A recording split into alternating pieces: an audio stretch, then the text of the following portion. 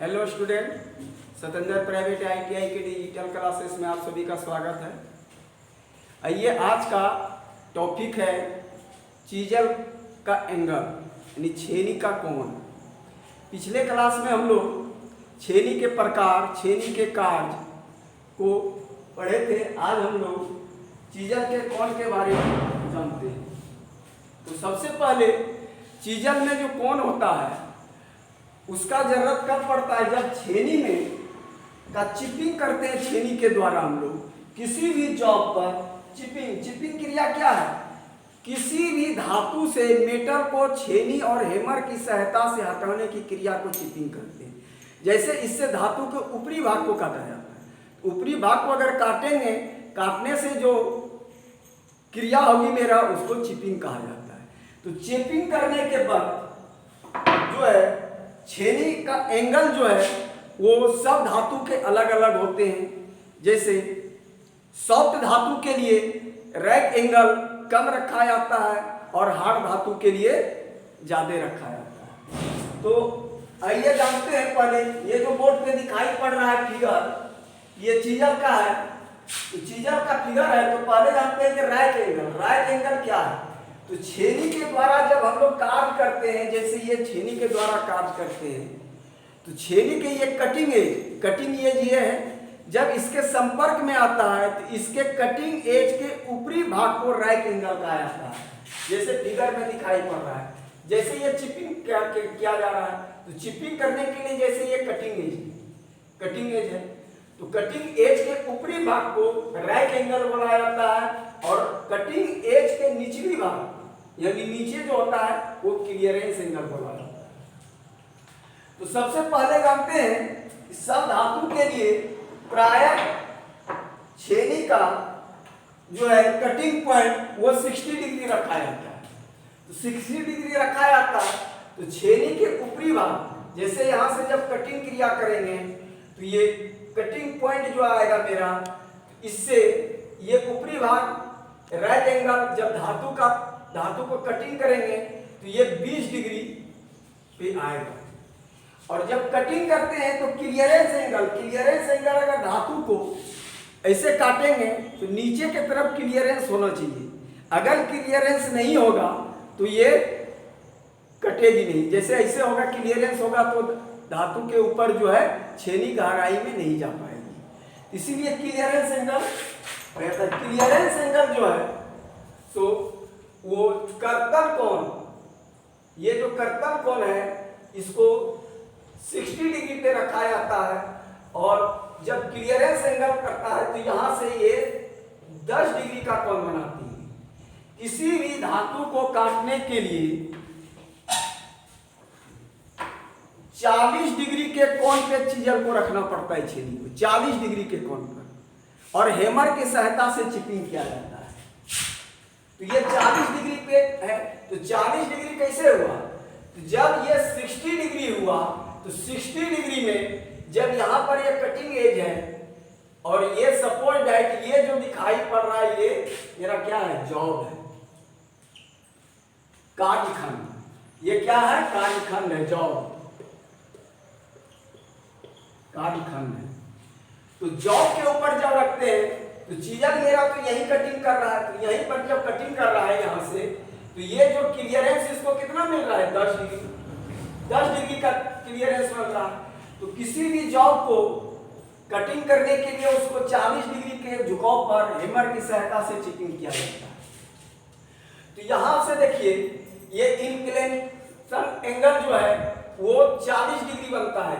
कहां से? इसका अक्ष बिंदु जो है, अक्ष सेंटर जो है छेनी का, तो ये जो हुआ तो यहां से यहां तक की दूरी क्लियरेंस एंगल तक का कितना हो गया मेरा? 30 डिग्री। और यहां से क्लियरेंस एंगल तक का क्या हो गया? 60 डिग्री। तो इसको क्या बोला जाता है? इसको बोला जाता है इंक्वाइलेशन एंगल। इसको इंक्वाइलेशन एंगल बोला जाता है और 10 डिग्री का कोण पे बनाता है। तो सब धातु के लिए अलग अलग चीजल का एंगल होता है। आइए देखते हैं कि कौन कौन से धातु का कितना एंगल रखा जाता है।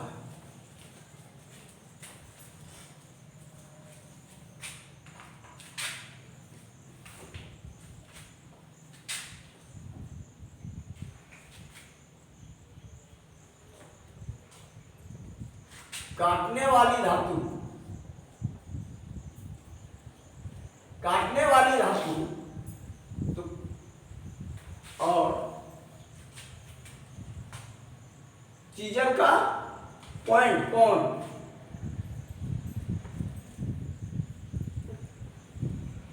पॉइंट कौन,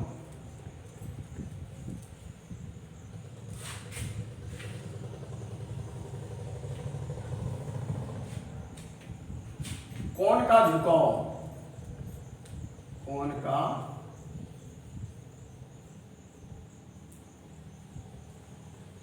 झुकाव। तो फर्स्ट में है मेरा जैसे कास्ट स्टील,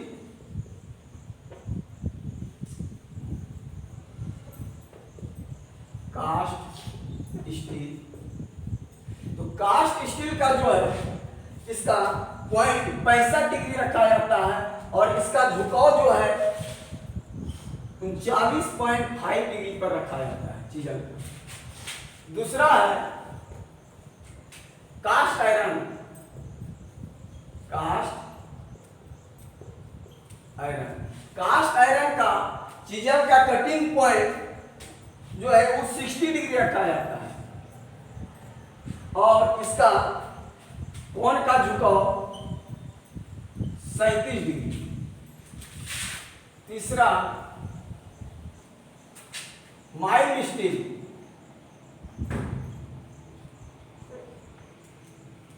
माइल्ड स्टील का कटिंग पॉइंट 55 डिग्री रखा जाता है और इसका झुकाव जो है 34.5 डिग्री। चौथा है पीतल,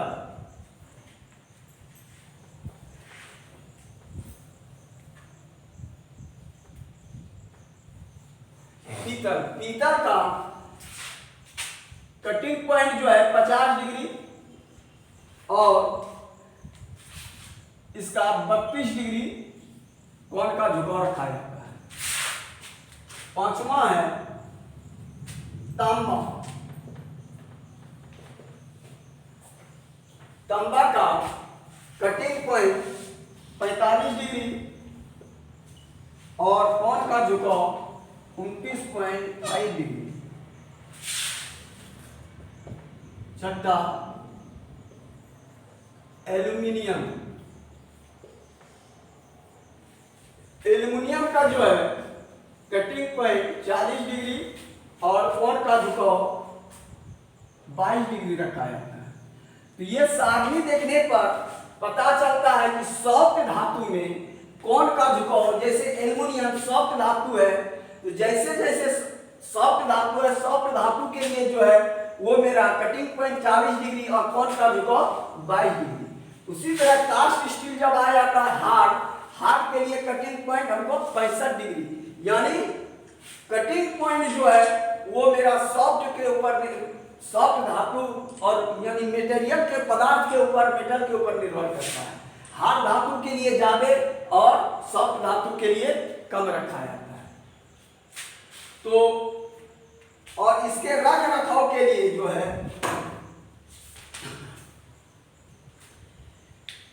अब चीजल का रख रखाव, तो चीजल को रख रखाव के लिए या चीजल का प्रयोग करने के लिए जो विधि है उसको पहले तो मेटल को काटने चिपिंग करने के लिए पहले 40 डिग्री पर रखना चाहिए।